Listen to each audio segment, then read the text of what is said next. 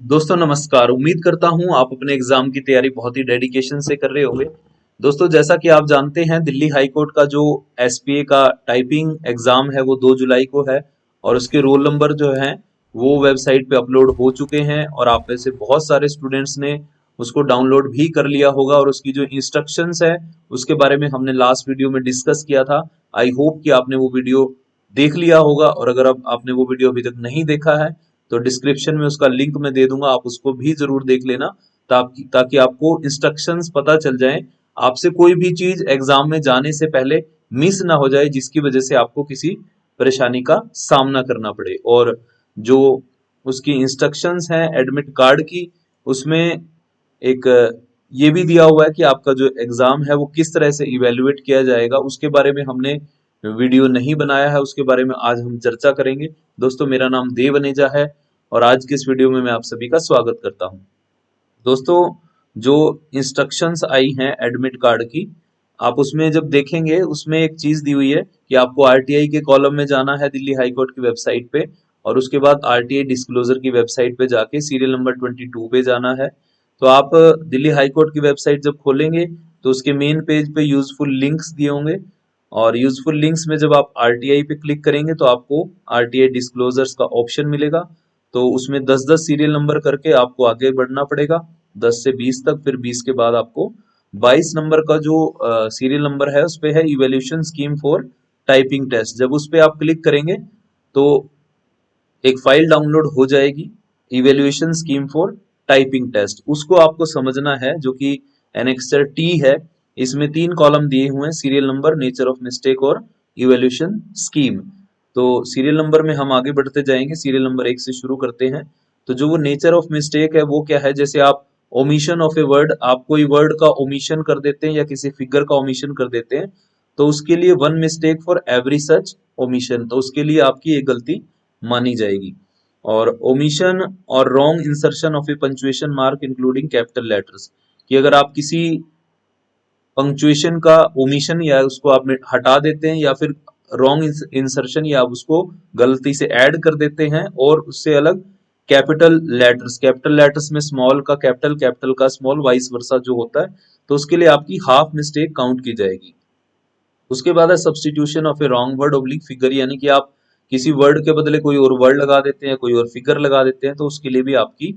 एक mistake count की जाएगी। सीरियल नंबर 4 पे है spelling error in a word और wrong placement of commas in a figure, या तो आपका कोई स्पेलिंग एरर होगा किसी वर्ड में या फिर आप कोई रॉन्ग प्लेसमेंट कर देंगे कोमा की किसी फिगर में, तो उसके लिए क्या गलती काउंट की जाएगी। अगर वो तो सेम स्पेलिंग एरर है और आप उसको रिपीट करते जा रहे हैं टाइपिंग पैसेज में, total 1 mistake irrespective of number of errors, तो उसके लिए आपकी एक मिस्टेक काउंट की जाएगी। Otherwise if spelling error is different, अगर जो स्पेलिंग एरर है वो अलग है और उसके लिए फिर आपको 1 mistake for every such spelling error, तो उसके लिए आपकी अलग अलग एक स्पेलिंग एरर मान ली जाएगी, यानी कि उसके लिए एक गलती मान ली जाएगी। Similarly 1 mistake for every wrong figure और रॉन्ग प्लेसमेंट ऑफ कोमास, यानी कि आप कोई रॉन्ग फिगर या कोई जो कोमा है वो रॉन्ग प्लेस कर देते हैं किसी फिगर में, तो उसके लिए भी आपकी एक गलती मानी जाएगी। उसके बाद है addition of a word figure, word oblique figure not mentioned in the passage, या कि यानी कि जो पैसेज में आपको कोई वर्ड या फिगर नहीं दिया गया, अगर आपने वो लगा दिया तो आपकी उसके लिए एक गलती मानी जाएगी। Indent for paragraph not given और इम्प्रॉपर इंडेंट लेस देन और greater than the indent mentioned in the passage, यानी कि अगर आपको जो पेपर में जिस तरह से पैराग्राफ बनाया होता है, अगर आप उस पैराग्राफ से गलत करते हैं कि जैसा उसमें दिया गया वैसा नहीं बनाते हैं, तो आपकी उसके लिए half mistake for every wrong और इम्प्रॉपर इंडेंट, यानी कि आपने कोई गलत इंडेंट बना दिया, यानी कि स्पेस में उसमें गलती कर दी इंडेंट में, तो आपकी उसके लिए हाफ मिस्टेक काउंट होगी। Half mistake for every omission in the numbering the paragraph if paragraph numbering has been done in the passage. Half mistake for every omission, यानी कि आधा मिस्टेक जो है वो हर ओमिशन के लिए, अगर आप कुछ ओमिशन कर देते हैं जो नंबरिंग है पैराग्राफ में, अगर उसमें आप कोई ओमिशन कर देते हैं तो आपकी उसके लिए हाफ मिस्टेक काउंट की जाएगी। उसके बाद है wrong typing of a date, जैसे आप कोई गलत डेट टाइप कर देते हैं, मान लीजिए कि कोई डेट है 15 अप्रैल 2012 और ये 15.04.2012 दिया हुआ है। अगर आप इसको रॉन्गली टाइप कर देते हैं 15-04-2012 या फिर 16.03.2011, एक में तो हम देखें कि डेट तो सेम है लेकिन उसमें हमने डॉट के बदले डैश लगा दिया या फिर हमने डेट ही बिल्कुल गलत कर दी, तो उसके लिए आपकी एक ही मिस्टेक मानी जाएगी। यानी कि आपने डेट में तीन चीजें आ रही हैं, डेट, मंथ और ईयर, तो तीन गलतियां होगी। अगर आपने गलत कर दिया तो उसके लिए आपकी एक मिस्टेक काउंट होगी। उसके बाद है improper spacing between two words, यानी कि दो वर्ड्स में अगर आप स्पेसिंग गलत कर देते हैं। For example two different words are joined, यानी कि जो दो डिफरेंट वर्ड है आप उसको ज्वाइन कर देते हैं तब भी उसका स्पेस गायब हो जाता है। और extra space between two words और among letters of a single word is given, यानी कि कोई सिंगल वर्ड है अगर आप उसमें कोई स्पेस दे देते हैं तो उसके लिए half mistake for every such improper spacing, यानी कि उसके लिए आपकी आधी जो मिस्टेक है वो काउंट होगी। गिविंग वन स्पेस और two spaces after full stop will not be counted as a mistake, यानी कि अगर आप जहां पे सेंटेंस खत्म हो रहा है उसके बाद जब आप स्पेस देते हैं वहां आप एक स्पेस दे देंगे या दो स्पेस दे देंगे तो उसके लिए आपकी गलती नहीं काउंट की जाएगी। उसके बाद है corrections made by pen, pencil, eraser और white fluid, all such corrections being impermissible are ignored and not taken into account accordingly corrections made by pen, pencil और white fluid will be counted as mistake, यानी कि अगर आप कोई जो गलती है अगर आपने प्रिंट आ गया आपके पास और आपने उसके बाद उसको पेन, पेंसिल या फ्लूइड से आपने उसको ठीक किया तो एवरी सच वर्ड या फिगर जो भी है corrected by pen, pencil, eraser और white fluid will be counted as mistake, तो उसके लिए आपकी गलती मानी जाएगी। दस one mistake will be counted for every such correction, हर एक करेक्शन के लिए आपकी एक गलती मानी जाएगी। उसके बाद है how number of words typed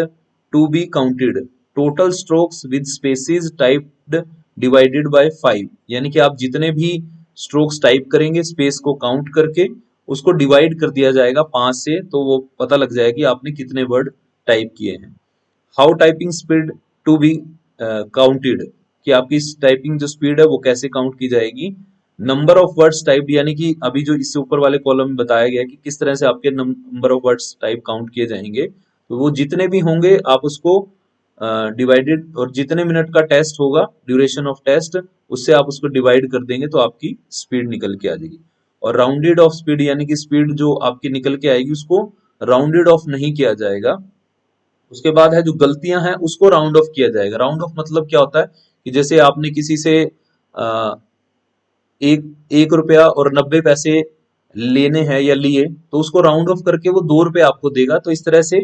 जो rounding off number of permissible mistake उसका कैसे किया जाएगा। The figure of total number of permissible mistake, यानी कि जितनी भी आपका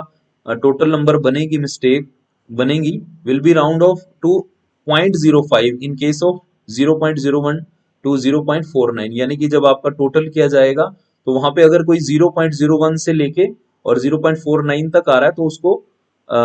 राउंड फिगर में उसको हाफ मिस्टेक पे काउंट कर दिया जाएगा। और अगर उसको आगे आप देखेंगे कि उसके बाद है 1.0 इन केस ऑफ 0.51 टू 0.99, यानी कि 0.51 से लेके 0.99 तक हो जाती है टोटल में जैसे हुआ ना 10 मिस्टेक होगी 10 से ऊपर जो होगी, मतलब राउंड ऑफ करने के लिए आप समझ रहे होंगे कि उसको आप एक मिस्टेक फिर वो काउंट कर देंगे। उसके बाद नीचे एक जो नोट दिया गया है, the above guidelines are illustrative only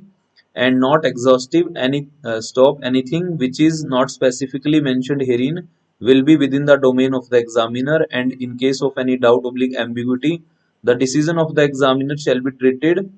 as final unless specifically directed by the competent authority। तो ये जो आपको इंस्ट्रक्शंस दी गई है इससे अलग भी कोई अगर चाहे तो वो एग्जामिनर के ऊपर डिपेंड करता है कि अगर उसको कोई गलती लगती है या उसको कोई एम्बिग्यूटी लगती है तो उसको वो गलत कर सकता है, ठीक है, और वो डिपेंड करेगा कॉम्पिटेंट अथॉरिटी पे। तो ये जो इवेल्युएशन स्कीम है टाइपिंग टेस्ट की, दिल्ली हाईकोर्ट एसपीए का जो एग्जाम होने वाला है 2 तारीख को, तो आप इसको समझ लें, आप अपना एग्जाम देंगे तो आपको ये समझ में आ जाएगा। और एक जो सवाल है वो बार बार रिपीट होता ही रहता है कि क्या बैक स्पेस अलाउ होगा या नहीं होगा। तो जिस तरह से इवेल्यूशन लग रहा है तो इसमें उम्मीद तो यही है कि बैक स्पेस अलाउ होना चाहिए, जिस तरह से ये क्लियर इंस्ट्रक्शन है, इसमें कहीं मेंशन नहीं किया गया, बट होप सो कि इसमें होना चाहिए। तो आई होप कि आपको ये सब समझ में आ गया होगा। फिर भी कोई डाउट अगर आपको रह जाए या मुझसे बताने में कोई गलती होगी हो या मुझे इसमें समझने में कोई मिस्टेक होगी हो तो आप उसको करेक्ट भी कर सकते हैं कमेंट बॉक्स में जाके। आई होप मैंने आपको सही से अपडेट किया होगा और आप इस जानकारी को अच्छे से समझ पाए होंगे। तो wish you all the best, may God bless you. मिलते हैं किसी नेक्स्ट वीडियो में, तब तक के लिए नमस्कार, जय हिंद, वंदे मातरम।